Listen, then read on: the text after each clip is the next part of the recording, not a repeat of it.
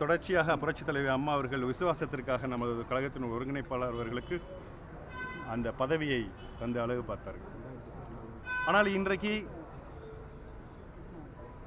அண்ணன் எடப்பாடி பழனிசாமி அவர்கள்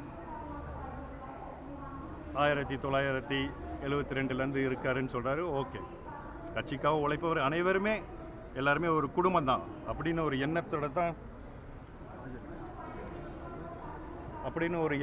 தான் இன்னைக்கு எல்லாருமே ஒரு குடும்பமாக வாழ்ந்து கொண்டிருக்கின்றோம்.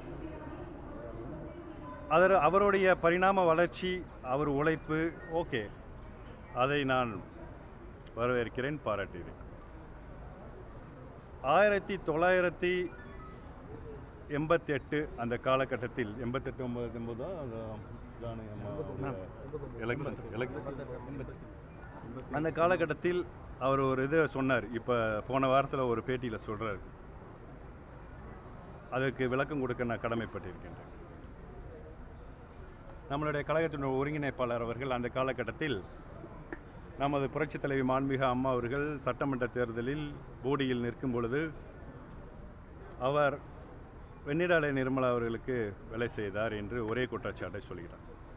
அன்னைக்கு கழகம் இருந்த சூழ்நிலை எவ்வாறு இருந்தது? புரட்சித் தலைவர் அவர்களுடைய மரணத்திற்கு பிறகு இதே நிலைமை. அன்னைக்கு புரட்சித் தலைவரோடு 40 ஆண்டு காலமாக தன்னுடைய குடும்ப வாழ்க்கையை நடத்தி உடனிருந்து அவருடைய ஒரே நபராக புரட்சித் தலைவரை உடனிருந்து கவனித்து கொண்டவர் நம்மளுடைய ஜானகி அம்மையார் அவர்கள். அத்தகைய அம்மையார் அவர்களுக்கு ஒரு சூழ்நிலைகள், ஒரு சோதனைகள் அந்த நேரத்தில் ஏற்பட்டது. தொண்டர்களும் வேறு வேறு அணிகளாக பிரிந்திருந்தார்கள். ஆனால் தேர்தலுக்கு பிறகு திராவிட முன்னேற்றக் கழகம் வெற்றி பெற்ற பிறகு ஜானகி அம்மையார் அவர்கள், நமது இயக்கம், புரட்சி தலைவர் அவர்கள் இத்தனை ஆண்டு காலமாக தன்னுடைய நடிக்கும் காலகட்டத்தில் அவரெல்லாம் பார்க்கும் பொழுது அப்படியே அந்த லைட்டெல்லாம் 1000 வாட்ஸ் பல்பு உங்களுக்கு தெரியும், இங்கே இருக்க தொண்டர்களுக்கு தெரியும், ஷூட்டிங்லாம் பார்த்துருப்பீங்க. பாட்டுச்சுன்னா அப்படியே எரியும், அப்படி தோளெல்லாம் கிளியும் புரட்சி தலைவருக்கு. அப்பேற்பட்ட புரட்சி தலைவர் அவர்கள் அந்த இதெல்லாம் தாண்டி இந்த இயக்கத்தை தோற்றுவித்து வளர்த்து இன்னைக்கு நம்மக்கிட்ட கொடுத்து விட்டு சென்றிருக்கின்றார். அப்போ அன்னைக்கு ஜானகி அம்மையார் அவர்கள் இயக்கம் நம்ம பிளவுபட்டிருந்தால் அது திராவிட முன்னேற்ற கழகத்திற்கு வாய்ப்பாக அமைந்து விடும். நாம் எந்த காலத்திலும் ஆட்சிக்கு வர முடியாது. நம்மை நம்பியிருக்கின்ற தொண்டர்களும்